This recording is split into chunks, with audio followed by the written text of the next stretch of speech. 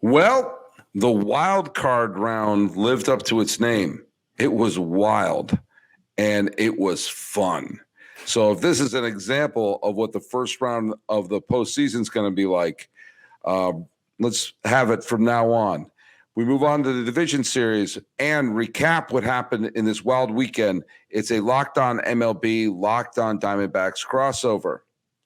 Hello, baseball fans, and welcome to Locked On MLB, part of the Locked On Podcast Network, where it's your team every day. This is the daily podcast. We talk about all of Major League Baseball. I'm your host, Paul Francis Sullivan. Look at my lower third right there. You can call me Sully. I am an Emmy-nominated television producer who has also been a writer, an actor, a comedian, a filmmaker, and I've been a baseball podcaster for the last decade. And I'm now finishing up my fourth season here at the Locked On Podcast Network. Every Monday, I work with this knucklehead right over here from Locked On Diamondbacks. What is your name, sir? I am Miller Thomas. You can find me on any podcasting platform. You can follow me on social media, Twitter at CreatorThomas24 for my personal account. Follow the show account, Locked On Diamondbacks, Twitter, Instagram, of course. And you have to follow us on Locked On Diamondbacks on YouTube as well. We got to hit our subscriber count, get it up a little bit. So follow us on YouTube as well. And you can follow us at Locked On MLB Pods on Twitter. Same handle for Instagram. I'm your pal Sully. I'm at Sully Baseball on Twitter, Sully Baseball Podcast on Instagram. So this episode is being dropped on the 10th day of October, 2022. And look at. I'm not going to pretend I'm rooting for one team or for another right now. I just wanted to see some wild baseball games. And boy, did we get that. We had a little bit of everything. We had unbelievable pitching duels. We had two mind-boggling collapses by the home team. We had a massive upset, and we had a walk-off home run to clinch a series. There was a little bit of everything. And let's just talk about right now the game that ended less than an hour ago, which was the New York Mets. Wow. The Mets, the 100-win Mets. Just think, any one win between April and October, just one win, and the Mets are in the division series, and the Braves are playing this series, okay? And that's what I've been saying. Those games in April, it's early. Don't lose dumb games. One dumb game lost in April cost the Mets a trip to the division series. This is a huge upset. If you had said just even a few weeks ago that the Mets would be not even playing in the division series, that would be absolutely crazy to say that. No, this sucks for Mets fans because we thought this was a team that was going, we thought this could be a team of destiny for the Mets. At one point in the season, we were like, yeah, a New York team is going to the World Series this year. And we honestly felt like maybe it was going to be the Mets over the Yankees. We talked about this rotation, how deep it is, all their offseason additions. The lineup was cooking. Lindor is back. Pete Alonso, the power surge, everything from this regular season was clicking for 90% of the year. And that last month of the year, Atlanta Braves, they really, after the first month of the season, have been playing like the best baseball in the major leagues. And they were able to overtake the Mets in the division. And the Mets in this wild card round, I don't think the starting rotation was up to snuff as like what we expected. Like you go out there, you sign Max Scherzer, be a $40 million guy. And that game one, he was not that dude for the Mets. The San Diego Padres smashed 4 home runs off Scherzer in that game one. DeGrom was great in game 2, but I still felt like the Padres made him work in that game 2. And then you look at game 3 tonight, once again, the Padres bats came to play, and Joe Musgrove was a dog on the mound. And he needed to be a dog because it looked like Buck Showalter wanted to, check out his ear a couple times because they were looking. Yeah, there was a little gamesmanship going on from Buck. I think that the fact of the matter is that, I mean, maybe he had something back there, maybe not. You still got to get more than one hit over 7 innings. It's really the GOAT of this series, and there is a GOAT, is Max Scherzer. And I don't know if he's running out of gas. He's not a spring chicken anymore. He's still a wonderful pitcher, but it might be a little too much to ask for him to be the wire-to-wire ace that he was when he was with Detroit or when he was with Washington. You saw that he didn't pitch well in the NLCS last year for Los Angeles. And yes, I understand signing to the big honking contract, and there was periods during this year where he looked like the Max Scherzer that they paid that amount of money for. But he lost the two biggest starts of the year. He lost the start to Atlanta. All the Mets had to do was win one game in Atlanta and hold serve, and they would have won the division. He got pounded by the Braves, let up home run after home run after home run. Starts this, okay, go to the wild card round, just beat San Diego, and it's all a memory. He got absolutely torched by the Padres and didn't make it out of didn't make it out of the fourth. I mean, it was just a disaster. Yeah. And it was a disaster early. And he looked like he was throwing pumpkins up there. And they didn't pay him all that money to pitch well in July and August. He was there to be the guy to lead him to the promised land, a la Curt Schilling when the Red Sox traded for him before the 2004 season, a la Jack Morris when the Minnesota Twins signed him before the 91 World Series season. That was what they had in mind for the arrival of Scherzer. And he's got to be the GOAT in New York at this point. Yeah, you're not feeling good with Max Scherzer, which is weird because it felt like DeGrom was the one, the final month of the season that was kind of like, didn't look like his normal ace stuff. We felt maybe more confident in Max Scherzer going into the postseason, but he has been a guy that has dealt with injuries throughout the year. When he has pitched this year, he has gotten, I think, pretty deep into ball games for the most part. So maybe at this advanced age of 40 years old, maybe you have to pitch him every 6 days. Like the Mets have the deepest rotation in baseball. Maybe you do a 6-man rotation next year so you could stretch out the Max Scherzer of the world for the whole year, because you're paying him $40 million, but you want that $40 million to be valued in the postseason for those big moments, for that game one, and not all these regular season wins. So maybe they really recalibrate their expectations next year throughout the year and try to say, you know what, maybe it's okay for a wild card team if it means our boys are more ready for the postseason. Our horses are more stacked up with their stamina for the postseason, because this wasn't the performance you expected from the Max Scherzers of the world. You needed that ace performance. You needed him to set the tone in game one. And it was the Padres the whole season. Like, I really felt like coming into the series, I wasn't super confident in that Padres offense. I still had a lot of question marks with the new guys being fitted in. Juan Soto hasn't had a great time in San Diego so far, but the bats came alive. I thought they put together quality bats throughout the whole series, and I was really impressed with how they battled the whole time against this Mets rotation. Bell's home run in the first inning of game one kind of, rang the bell, and it was kind of it set the tone. Grisham had a wonderful series. Machado got the big hits. Soto got a big hit today. I mentioned Trent Grisham. And so the bats got the hits when they needed to.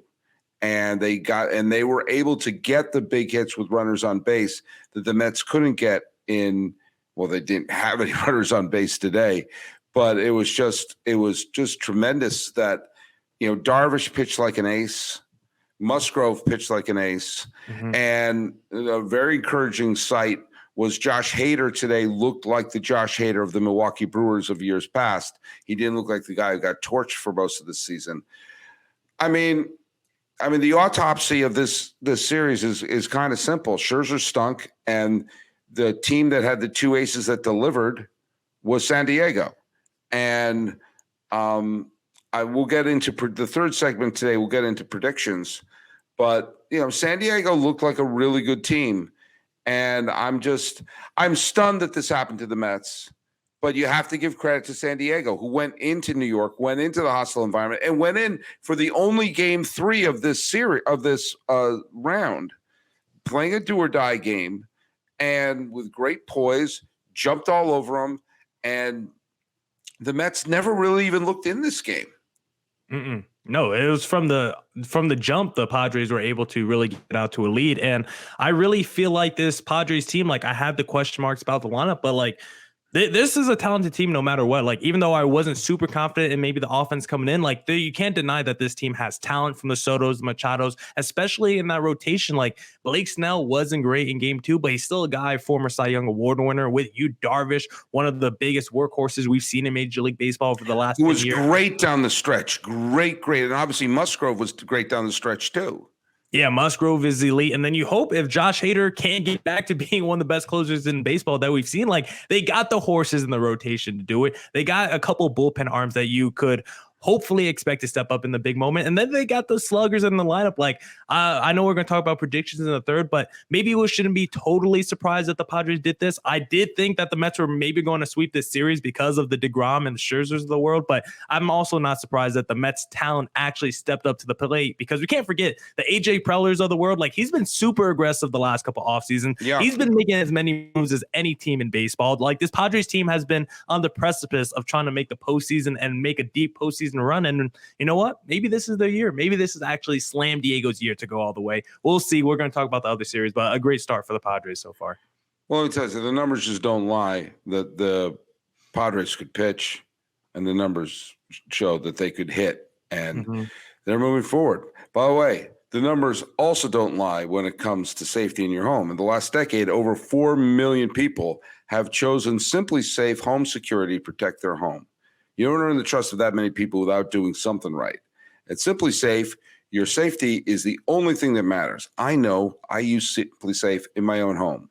They protect you with cutting-edge technology powered by 24/7 professional monitoring agents who always have your back, and I just love it.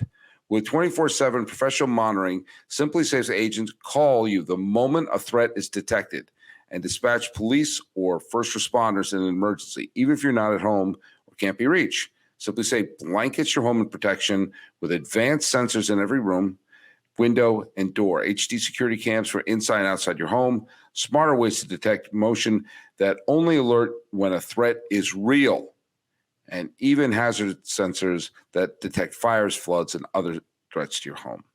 Our monitoring experts use proprietary advanced response technology to visually confirm when a break-in is real, so you can get the highest priority police dispatch. Customize the perfect system for your home in just a few minutes with simplysafe.com/LockedOnMLB. Save 20% on your Simply Safe security system when you use an interactive monitoring plan and get your first month for free. Just visit simplysafe.com/LockedOnMLB to learn more. There is no safe like Simply Safe. It is the 10th of October. We're doing a crossover. By the way, you can tell I'm not in the luxurious Locked On MLB studios in Pasadena. I am in the auxiliary MLB studios in Palo Alto, California, the birthplace of Bob Melvin, the manager of the San Diego Padres. So good for Bob Melvin as he's moving forward. Another manager with multiple manager of the years, taken several teams to the postseason over his career and has never won a World Series as a manager. If he adds a World Series to his resume, you have to at least begin the conversation of him as a potential Hall of Fame manager. If you add a World Series title to a guy who's won multiple managers of the year, taken the Diamondbacks, A's, and Padres, not exactly the Dodgers, Yankees, and Red Sox, to the postseason. I always look at the managers who has success wherever they go. And he actually did a good job managing Seattle as well. They didn't get to the playoffs under him. But everywhere he's gone, the team has won. So you have to give a credit to someone like Bob Melvin as one of those managers. Yeah, you got to do it like on the bell curve almost, because he's doing it with all these small market teams whose owners don't want to spend any money whatsoever, because you could definitely add the D-backs to that list. So you got to give respect to him for the level of difficulty he's doing it with. Hey, let's talk about two teams that the owners don't want to pay. The Rays and the Guardians locked antlers in the pitching was phenomenal in that series. The Rays scored 1 run on a Jose Siri home run. The Guardians scored 3 runs, 2 on a Jose Ramirez home run, and 1 on the who was it? It was who hit the home run? It was Oscar. It was Oscar Gonzalez. And it was Oscar Gonzalez. I kept saying Jose Ramirez because he hit the home run the night before, and it was kept coming out Ramirez. But no, Oscar Gonzalez hit the home run. Big shout out to the pitchers that the Cleveland Indians threw out. Bieber, they threw out Clase, Tristan McKenzie, Karinchak, Stefan, Sandlin. I mean, Eli Morgan, De Los Santos, Sam Hentges threw 3 shutout innings out of the bullpen, striking out 6. And lest we forget, the Rays matched them. Tyler Glasnow barely pitched this year. He pitched 5 shutout innings. Jason Adam, guy I forgot existed, wiggled out of so many jams. And all the pitchers, whether it was Armstrong or Raley or Clavinger, every time, and Kluber for that first inning, every time the ball left their hands, the series was on the line. And both sides just pitched so wonderfully. And there was great defense, clutch defense, but Cleveland won it. And man, I think Cleveland's scary. That they can pitch. They've got those 2 terrific pitchers at the top of the rotation. They still have Quantrill ready to go game 1. And that dynamic bullpen, I think Cleveland, for the 2 low-budget teams, I think that was just I think the games were exciting, and I thought it was a thrill. Yeah, I know people coming out this with very pro Cleveland takes because they have that amazing young rotation. Bieber and Tristan McKenzie's as good of a 1-2 combo you can have in the playoffs right now. Jose Ramirez is a real MVP candidate, but for me, this is more of an anti-Tampa Bay take because I'm just tired of them being a really good regular season team, able to stack up the wins, but just always kind of coming short in the postseason. Like we knew they had an elite bullpen and their rotation was very good, but their offense is always one that leaves me just wanting a little bit more. And there's really no one in that lineup that I could have really trusted in this postseason. Like you look at the Cleveland Guardians and they got the Jose Ramirez's of the world and some other guys that had really great seasons like Andre Jimenez, but the Guardians were 0 for 4 runners in scoring position total in this whole series. They weren't getting a lot of guys to the plate in general. The Rays pitching did a great job of really limiting the amount of opportunities Cleveland had in this series. Like I really felt like this series was on a prime platter for Tampa Bay, at least to take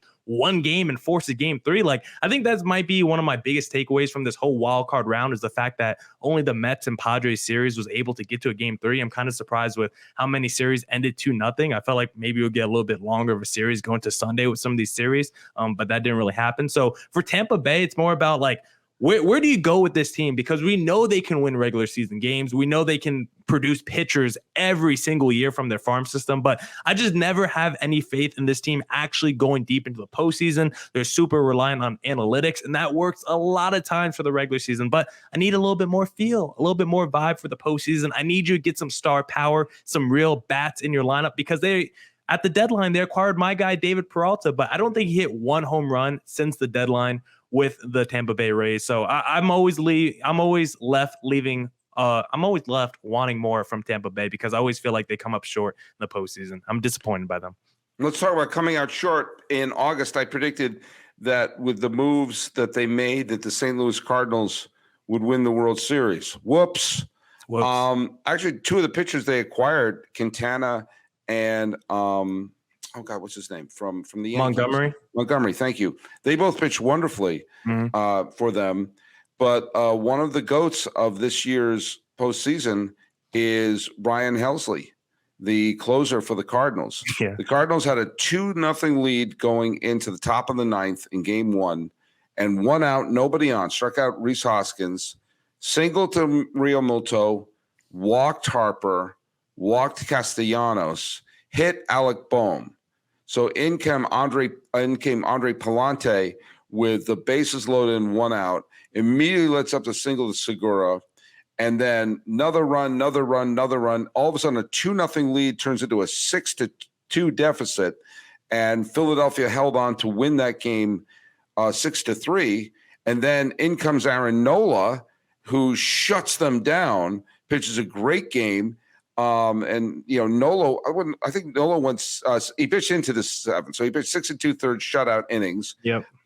And only a Juan Yepes pinch hit home run was the only runs the Cardinals scored in 2 games, despite Albert Pujols getting 2 hits in his finale. Goldschmidt was hitless.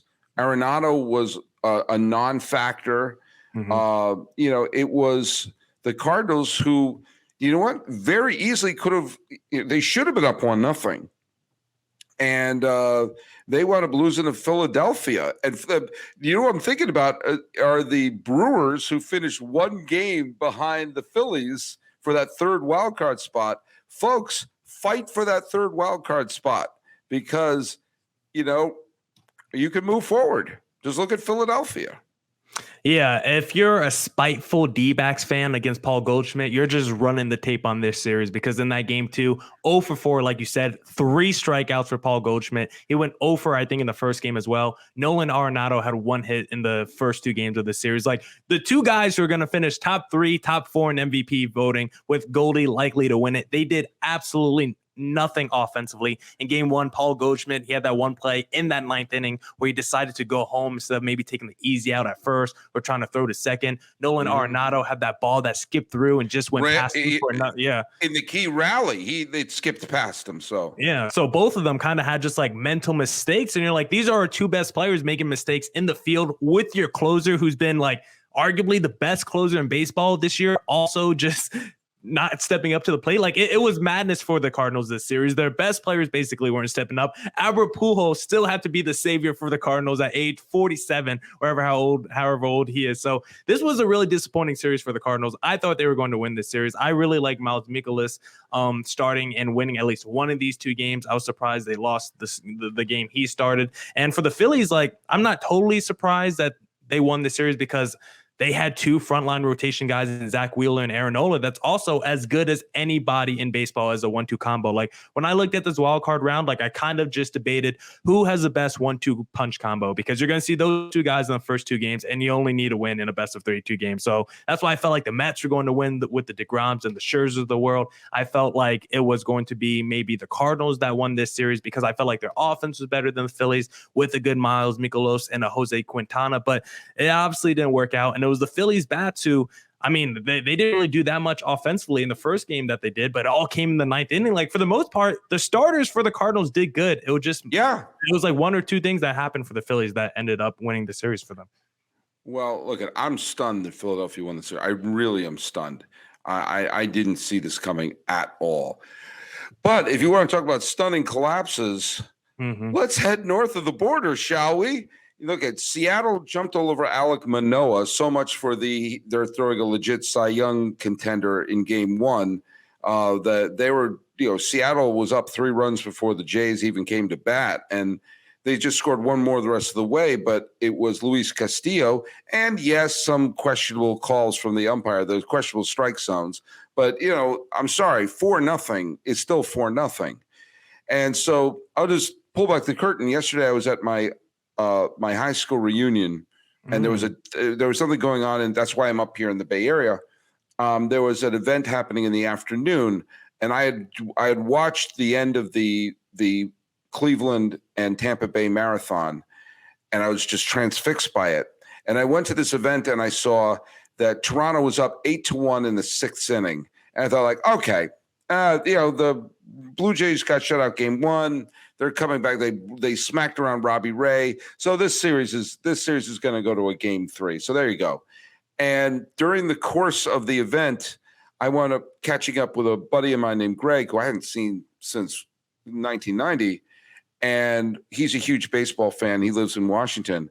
And we were both kind of checking our phones going like, wait, it's 8-5. Huh. Oh, it's 9-5. Okay, the Blue Jays are going to win. Oh, they have the bases loaded. And eventually we were staring at our phones because, of course, the game is blacked out. We can't put it on the phone. Yeah, of course. But we were both looking at the ticker like it was 1920. And all of a sudden we saw Seattle ties the game on a bizarre J.P. Crawford bloop double, of which it wound up taking George Springer out of the game. But then, they wound up scoring off of Jordan Romano in the 9th inning. In comes George Kirby, starting pitcher, who before that had as many relief appearances as me in the major leagues. Seattle wins, stunning comeback, 2 4-run rallies, and the game winner in the 9th. Toronto, who had images of a pennant dancing in their heads at the beginning of this year, get humiliated at home.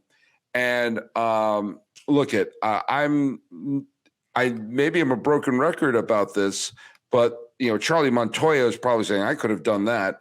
Yeah. There is no way John Schneider keeps his job after a collapse like that. And who knows? Big budget Toronto. You bring Joe Madden in, because team's designed to win right now. This is a team you bring a high profile manager to, And the taste in the mouth in Toronto after that horrible loss has got to be devastating. Yeah, that's what makes this series so disappointing for Toronto because, like you said, I think you picked them in the preseason to make it to the World Series. Yeah, I thought they were going to lose. I thought they were going to lose to the Dodgers in the World Series. I didn't think they were going to blow an 8-1 lead in a potential elimination game. Yeah, because you come in and they added the Kevin Gosmans of the world, they added the Jose Barrios of the world, another season of whoever they have in their lineup. Matt Chapman they brought in. Matt Chapman they brought in, another year of Vlad Guerrero and the Bo Bichette's and they're loaded, right? They're stacked, and it was their offense. What? And Manoah was a Cy Young candidate.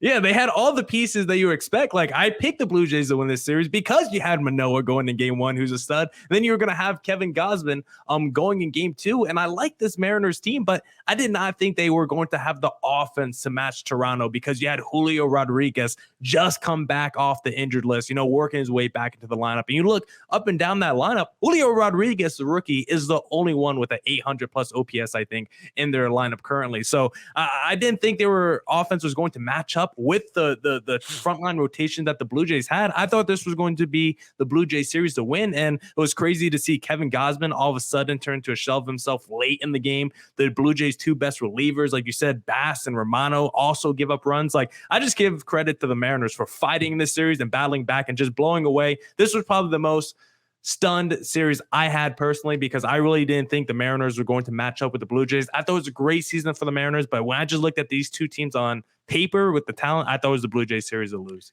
You know who's the hero of Seattle of the last couple of weeks? Who? Is Cal Raleigh. Cal Raleigh wound up hitting the walk-off home run to send him to the postseason, and he wound up getting on base 5 times out of 9 plate appearances in the series against Toronto, hitting that big home run in the first inning to put Alek Manoah on his heels. He wound up scoring 4 runs in the two games, driving in 3. He had 4 hits in the 2 games, including the double and the home run. He batted 500. He slugged 1,000. I mean, granted, it's a 2-game sample size, but he was the catalyst of that offense. And it was Crawford and Frazier got the game tying and the game winning hits, but it was Cal Raleigh who sparked all the rallies. And give credit also to Carlos Santana for hitting the 3-run home run that basically made it a series again. So that's a little peek at all 4 series, including the 3 that ended on Saturday.